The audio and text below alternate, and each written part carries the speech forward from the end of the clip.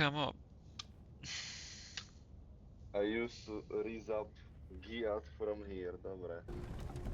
kamo To ne. nebudem to When I was a femboy. Dobre, kamo, tak ten fanboy ma dostal úplne. Vôbec. Čo si normálny. Fanboy. Že when I was a fanboy.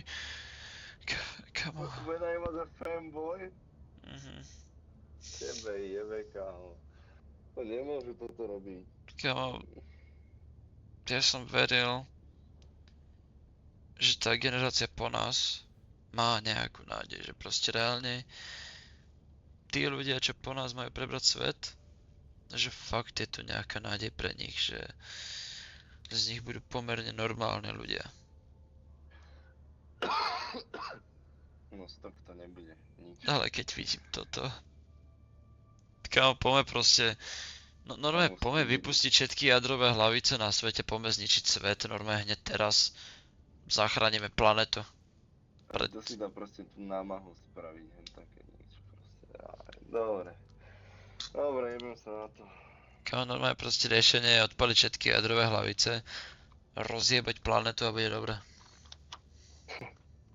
No, zachránime vesmír pred nami. Dobre. Kámo, ja To je ti to fakt piči. si predstav, že niekde vonku existuje inteligentný život a raz sem prídu a prvé, čo proste bude, takže ich zajebu s týmto. Že fakt takto na nich začnú rozprávať. Fakt mimozemšťania sem budú chcieť prísť a proste chytia signál, napoja sa na YouTube a uvidia, že Skibidi Toilet. Skibidi Toilet a potom tento Riezler Ultra Sigma Beta Alpha kokot slang. A oni proste nové sa otočia, že chalani jebme na nich, proste tu nič neexistuje. Tak ľudia do záhuby. Neboj, bude húš. Bude určite, niečo ešte príde. No niečo príde určite, kámo, za chvíľu čakám. Že príde Skibidi Toilet 2. Dosku na Voyagery.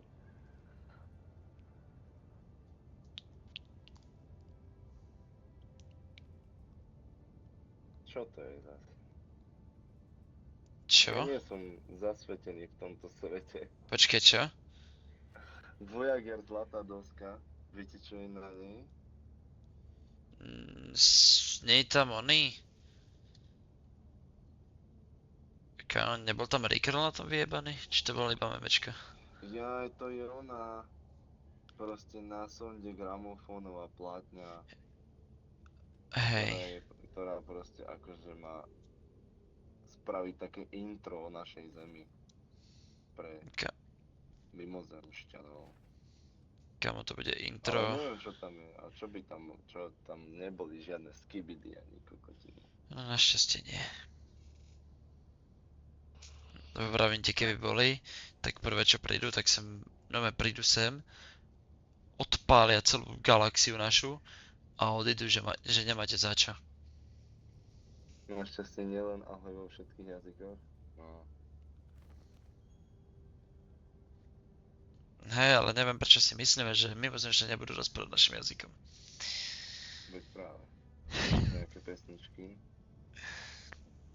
Čo ak to zoberú, ako proste, že sme vyhlásili vojnu. No.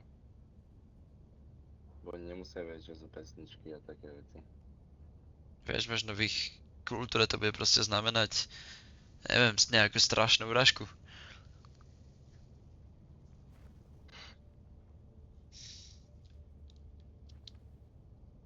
Bože. Dobre,